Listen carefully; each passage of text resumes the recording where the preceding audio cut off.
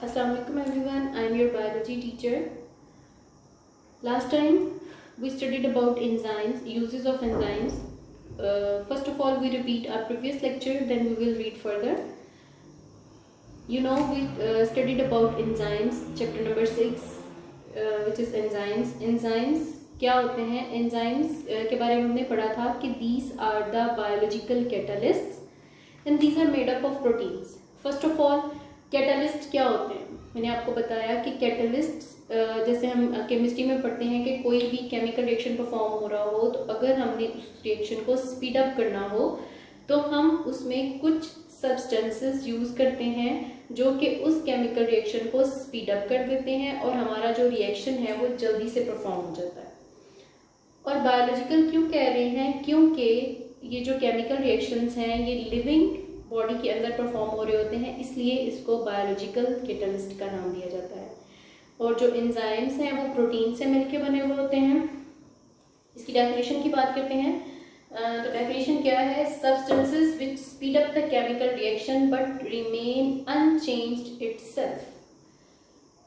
के एंजाइम्स क्या होते हैं? वो सब्सटेंसेस हैं जो किसी भी केमिकल रिएक्शन को स्पीड अप कर देते हैं, जल्दी से परफॉर्म कर देते हैं, बट रिमेन अनचेंज्ड इटसेल्फ। लेकिन जब वो रिएक्शन परफॉर्म हो जाता है तो वो अनचेंज रहते हैं लास्ट तक।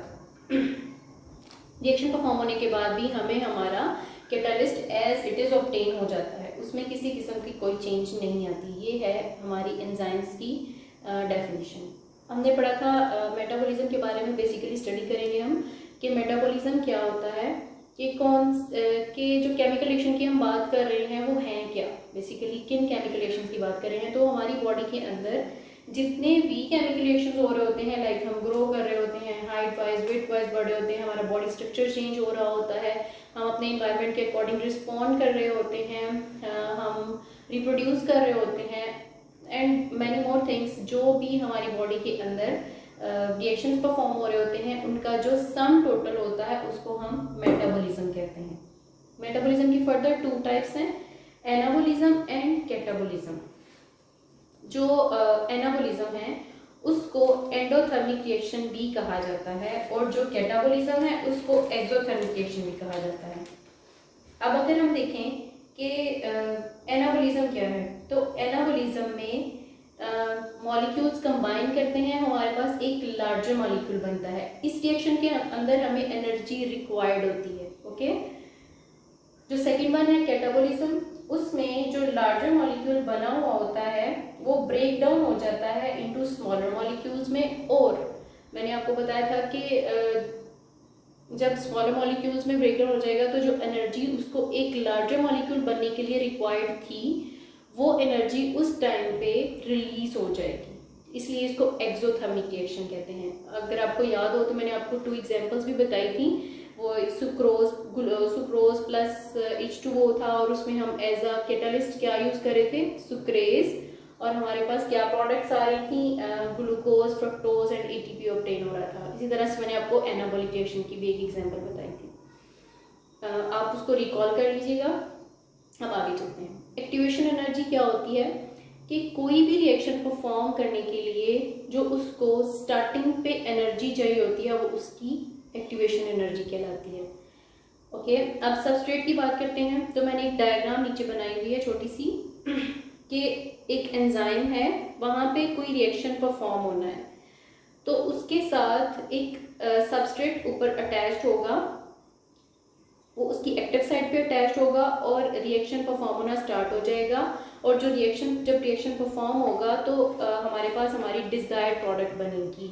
तो सबस्ट्रेट क्या होते हैं? वो बेसिकली रिएक्टेंट होते हैं विच कन्वर्ट इनटू प्रोडक्ट। ठीक है, these substrates basically are the reactant, जो एक रिएक्टेंट के तौर पे काम करते हैं, एंजाइम्स के साथ अटैच्ड होते हैं उनकी एक्टिव साइट्स के ऊपर और फर्दर रिएक्शंस के बाद वो हमें हमारी प्रोडक्ट ऑब्टेन कर देते हैं। उसके बाद प्रोडक्ट का तो आपको समझ आ गया था कि प्रोडक्ट क्या है। जो चीज़ हमें चाहिए, जिसके लिए हमने इतना सारा रिएक्शन किया है, वो हमारी प्रोडक्ट है ऑब्वियसली। उसके बाद हमने स्टडी किया था कैरेक्टरिस्टिक्स ऑफ एंजाइम्स को।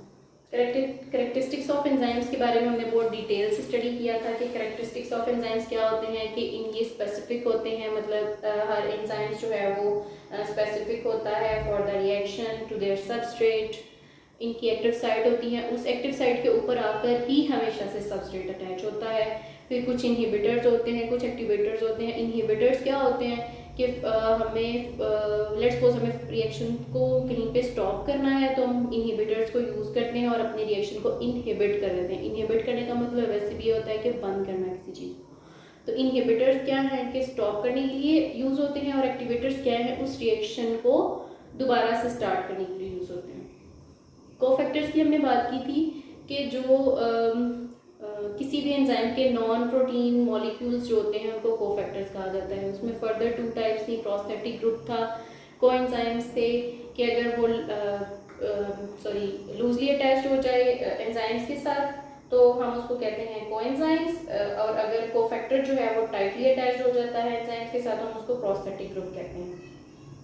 इसके अलावा हमने स्टडी किया था यूजेस ऑफ एंजाइम्स को, कि हम एंजाइम्स को कहाँ कहाँ पे यूज़ कर सकते हैं। तो हमने पढ़ा था फूड इंडस्ट्री में हम इसको यूज़ कर सकते हैं, पेपर इंडस्ट्री में यूज़ कर सकते हैं, ब्रीविंग इंडस्ट्री में यूज़ कर सकते हैं, और as a biological detergents use कर सकते हैं।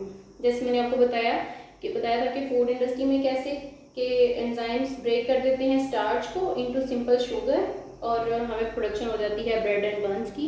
इसके बारे में हम डिटेल से स्टडी कर चुके थे, लेकिन आज का लेक्चर सिर्फ आप लोगों को रिकॉल करवाना था। So that's all for today. Thank you so much.